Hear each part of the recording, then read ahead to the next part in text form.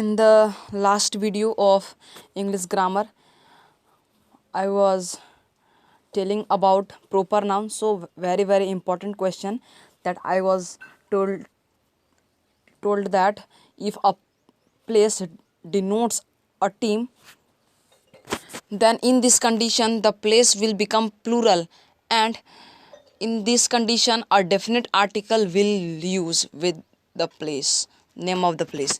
So very important questions of proper noun. So the second very important point that is to be noted, that a study subject is considered as a proper noun, so it is always singular and takes a singular verb. Okay, whatever it is, a study subject, all are proper noun, and all study subject are considered as a proper noun.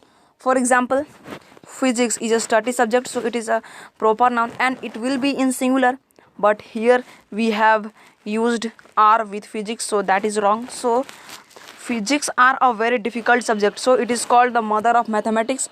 That is wrong, because physics is a proper noun, and I have told you about facts in facts that proper noun is always singular and takes singular verb. So here physics will take a singular verb, so the correct sentence will be physics is a very important difficult subject, so it is called the mother of mathematics. That is the correct one. Number 2, politics are an art of compromise. So politics is a subject, is a name of subject, and if it is a subject, it must be a proper noun. So politics here it is proper noun, and proper noun politics is a proper noun, so it will take singular verb, but we have used are with politics, that is plural verb. So here politics will take singular verb, that is. So correct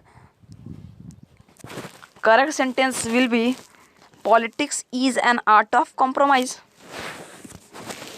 Okay, now what is in the note? If a study subject is possessed by anyone, becomes plural and takes plural verb.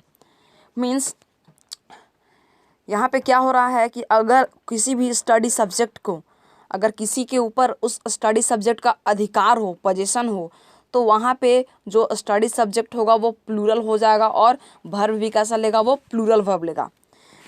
And अगर इस तरह की condition होती है तो वहाँ पे जो स्टडी सब्जेक्ट के पीछे हम लोग एक डेफिनेट आर्टिकल लगाएंगे, जो कि डेफिनेट आर्टिकल द होता है.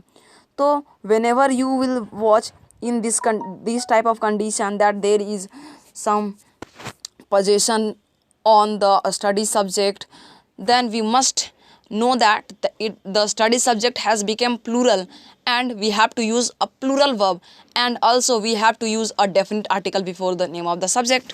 So here one example that I have taken, the physics of Asif Hadar is very difficult subject and is called the mother of mathematics.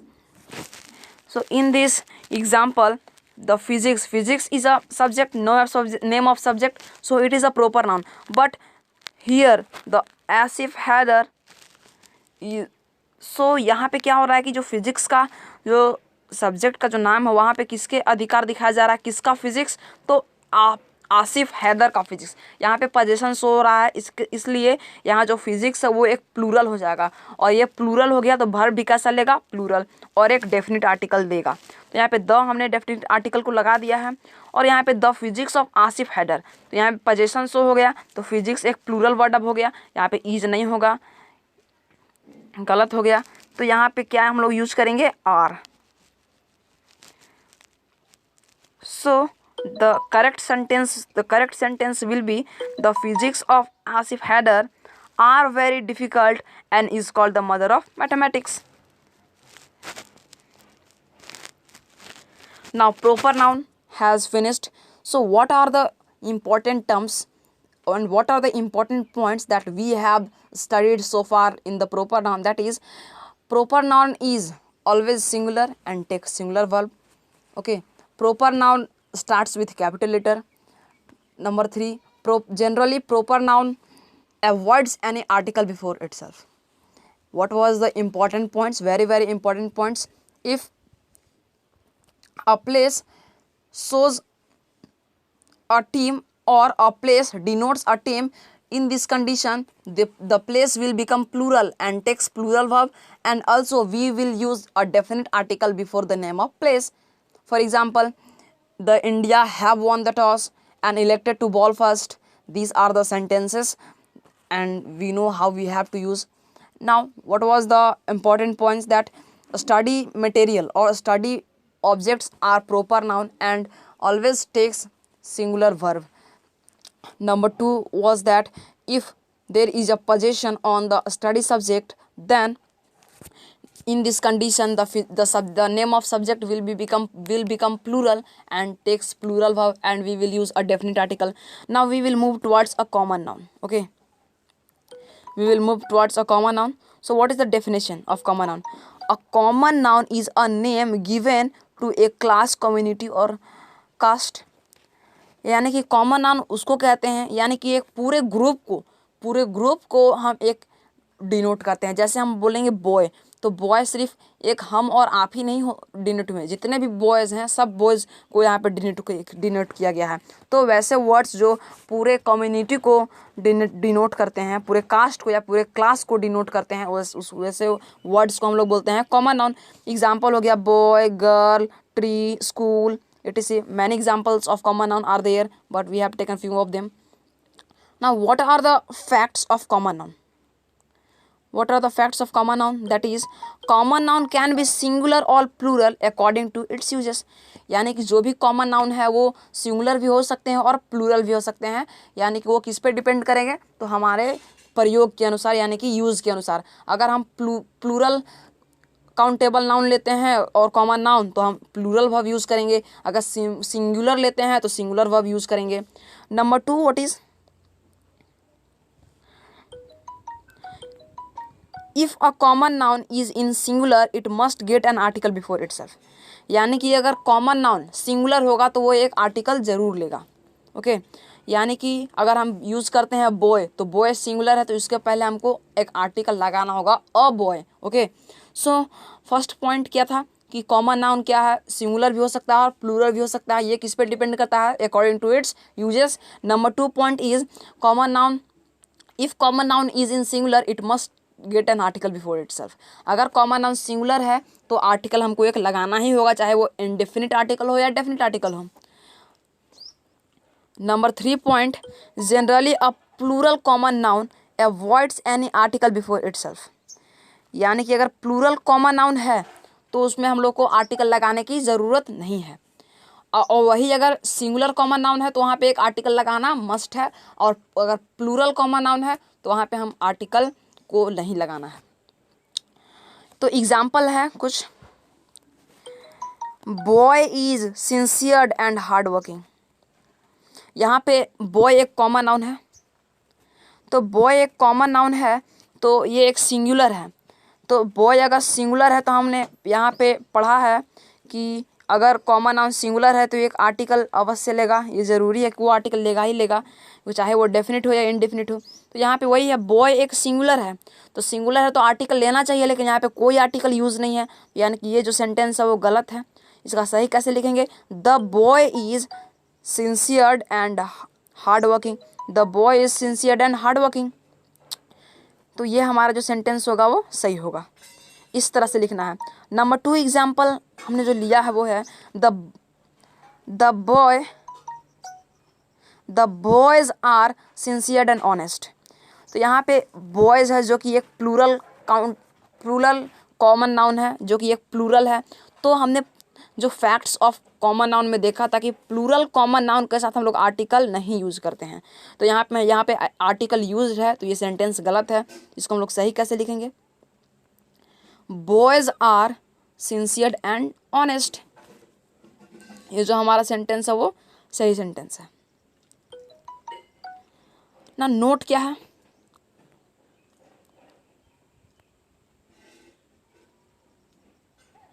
If a plural common noun is possessed by anyone or treated specially in a sentence, it gets definite article before itself. इसका कहने का मतलब ये हुआ कि किसी भी plural noun, plural common noun या सिंगुलर कॉमन नाउन जो भी हो, प्लूरल हो या सिंगुलर हो, कॉमन नाउन होना चाहिए, वो किसी पर अधिकार दिखाता हो। यहाँ पे अधिकार, पोजीशन की बात हो रही है, और अगर उस कॉमन नाउन को, उस प्लूरल कॉमन नाउन को हम लोग एक स्पेशली ट्रीट कर रहे हैं सेंटेंस में, तो वहाँ पे एक डेफिनेट आर्टिकल लेगा। ये पॉइंट आपको एग्जाम्पल समझ में आएगा। ये देखिए यहाँ पे कुछ एग्जाम्पल्स लिए हमने। Farmers of my village are very lazy and careless, यानी कि जो मेरे गांव के किसान हैं वो बहुत ही लेजी, आलसी हैं और बहुत ही कामचोर हैं, केयरलेस हैं।